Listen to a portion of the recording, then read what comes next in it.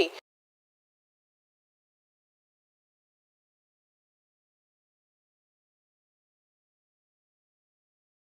Hi, I'm Anupa and I welcome you to Sanjeev Kapoor Khazana. As promised, I'm here with recipes for beginners. Today I'm going to show you a lot of recipes, or rather this series is going to be basic recipes for beginners, for newcomers to the kitchen. And by the end of this entire series, you will be a master in your own kitchen. So to begin with, we'll start with the Indian bread, which is also known as roti. So how do you make roti? So let's first see the basic ingredients needed for this bread. 2 cups of whole wheat flour, salt to taste, some oil for greasing. Okay, so what is roti? Roti is a flat Indian bread which is mostly accompanied with a lot of vegetables or even dal. So if you are a newcomer in the kitchen, the basic art of making a roti is in its dough. So we will first see how to make a dough. Now for this I need whole wheat flour. So this whole wheat flour is something that we get specially ground from outside. So here I have whole wheat flour, and mind you, this entire kneading has to be done with the hand. Why? I will eventually tell you. So first we will add some salt to this. So after we've added salt to this, we will add some oil.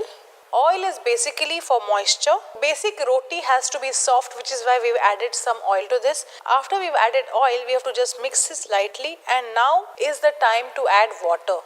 Water has to be added little by little. This is room temperature water. Add little and make sure your hands are clean, and just start incorporating the water into this flour and keep on adding more water so that the entire flour forms into a dough. But this has to be done slowly, little by little, because if you end up adding more water, then you will have to add some more flour to adjust the consistency of the dough. So be little patient and slowly start mixing this so that it forms a dough. As and how you add water to this, gather more flour in and mix it with the dough which is getting formed like this. And once you have mastered the art of making a dough, you won't take such a long time. Just mix this like this. Very often you'll also find that you've added more water. Do not panic. Just add some more flour to this and again mix it into a dough. Okay, there is something that is known as gluten, which is present in the flour and which dissolves in water. So the more water you add and the more you knead the dough, this gluten gets incorporated, or it gets active, and thus this makes your roti or your bread soft. So whenever you have to make even a bread, you have to knead the dough. So that is very important, but you will be able to knead the dough only after you have added enough water and you are able to play with the dough, which means you are able to stretch the dough. So I think this is the last batch of water I need to add in this. Now after I have mixed everything, you see this, what I am doing, I am mixing and I am stretching the dough. Mixing and stretching like this. Making the roti is not as difficult as kneading the dough. So it's very important that you spend some time in kneading, because only after you have kneaded the dough well will you be able to make very good and nice rotis. Okay, what I have done here is that I have taken a parat. This steel thali is known as a parat. This is specially used to knead doughs like this, and below this I have kept a cloth so that it gets a good grip and I am able to focus on the dough. You see this? My parat is absolutely clean. All the flour that I had taken has now formed a dough. Now if you don't have a parat at home, that doesn't mean you don't need the dough.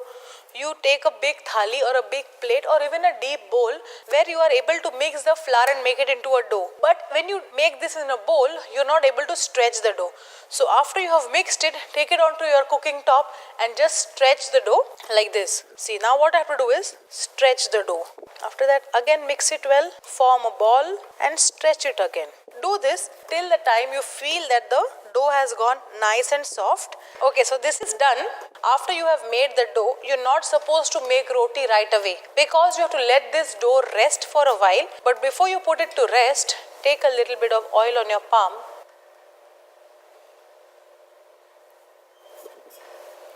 Like this. Now there are two ways that you can cover the dough. One is with a muslin cloth, or what I do at home is I cover it with a bowl and I let this rest for about good 15-20 minutes. Okay, so now that the dough has rested for 20 minutes, let's now roll this into a roti. First, what we will do is we will divide this dough into two parts. We will first take one part of the dough. You see, it's so soft and pliable. This is why, because we have added enough water and at the same time we have also kneaded it to its maximum capacity. Now what you do is you make this into balls like this. Make sure all the portions of the dough are equal in size and quantity. So you will come to know when you hold it in your hands, if you feel any one is bigger or lesser, you can adjust it. So here I have 5 portions of the dough which we will now roll and make roti. Here I have a marble top on which I am going to roll the roti, and this gadget is known as a rolling pin. In Hindi we call this belan, and this marble top we call chakla. So this is a pair which is available in the market called chakla and belan. So with this you will be able to roll the roti. If you do not have a marble top like this, you could also roll it directly on your cooktop or on your working table. But since I prefer to do it on this, as it gives me more elevation, if I have to roll it directly on the top, I have to bend down, and that posture is not good to work in a kitchen. So make sure you have something like this. If you don't get it in your market, you can also get it made for yourself. Here what I have is a marble top. A lot of such tops are available in wood as well as plastic. Whatever is available, just purchase. It's a one-time investment, and apart from making rotis, there are a lot of things that you can use this kind of a gadget for. Okay, so now what we will do is we will take one portion of the dough and we will shape this into a ball and lightly press it. Now I have a tawa which is here and it's getting hot. In the meanwhile, we will roll the roti. What we have to do is, after we have flattened the roti, dust it with some dry whole wheat flour and roll it. You see what I am doing? I am flattening the edges. So when you start flattening the edges, the dough rolls automatically. You see this? Of course, this needs a little bit of practice. Initially when you start doing this, you may end up making weird shapes, but that's fine. You have to practice this roti making at least for 5 to 6 times till the time you think you are confident enough to make a round roti. I know of a lot of people who end up making odd shapes, but then with the help of a cutter they cut off the edges and make it into a round shape. You could also do that, but the best way is to practice. So you have to roll. Make sure you first roll the edges and flatten this out, and then you can just go in the center and roll this like how I am doing. It depends upon how thick and how thin you prefer. There are a lot of people who prefer to have thick chapatis or rotis, and there are some who prefer absolutely fine paper thin rotis. Here what I am doing is a medium thick roti. You don't need to add a lot of flour to this, because if it sticks onto this, it will burn while you have to roast the roti on a tawa. So this roti is ready. Now the tawa is also hot. Make sure that the tawa is hot before you put this rolled roti onto the tawa. Just let it be like this only. Keep in mind that the bottom which is touching the tawa shouldn't be cooked completely. It should be just lightly cooked. You will automatically see these slight bubbles which are getting on the surface of the roti, which means that the cooking process has started. I can use my fingers, or you could use something like this, a tong, and flip this. You see this? This was the surface which was getting cooked first, has cooked lightly. You could see these white specks. Now after I have flipped this, the bottom has to cook completely. So the bottom will take a while to cook. In the meanwhile, if you feel it's needed, you could just lightly press this, but that's not needed. So we have to wait till the bottom, the current bottom of the roti which is getting cooked is done totally, because what I'm going to do now is I'm going to cook this on an open flame.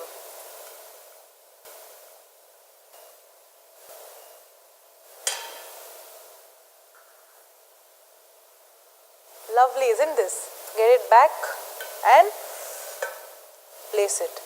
The tawa goes back on the gas stove. So this roti will keep on the plate and we will make one more. But in the meanwhile, the remaining dough that we have kept here has to be kept covered. Why? Because once it gets in touch with the air, it tends to dry, and we do not want the dough to dry, which is why we have to leave it covered. Now let's take one more part of the dough.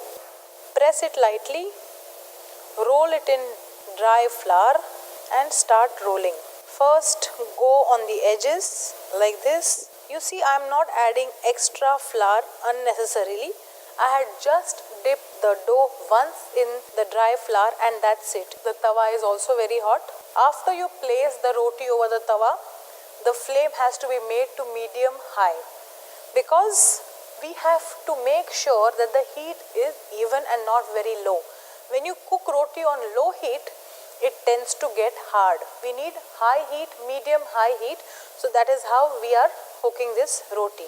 Now there are a lot of cases I have noticed people do not have flame burners at home. They cook on hot plate. So in that case, the part where you puff the roti on open fire will not happen. That's fine. Instead of open fire, you have to just flip the roti and cook it on the tawa itself. Here we turn. Now what we need to do is we need to take a duster like this or a cloth like this and lightly press the bread. After that, flip this and press it again. You see this? It's puffing again. Since you don't have open fire or you don't have open flame, this is the other option. That's it. It's done. It's quite simple. Once your rotis are done, you could apply some oil or some ghee or just serve it plain. There are quite a few people who are quite calorie conscious and don't prefer any amount of fat on their breads. So in that case, you can serve the roti just like that without any amount of fat with some sabji or some dal. Yes, these recipes I will also show in this series of beginners very soon. This is plain simple roti for you beginners. Make this recipe just the way I have made it and you'll be very proud of yourself.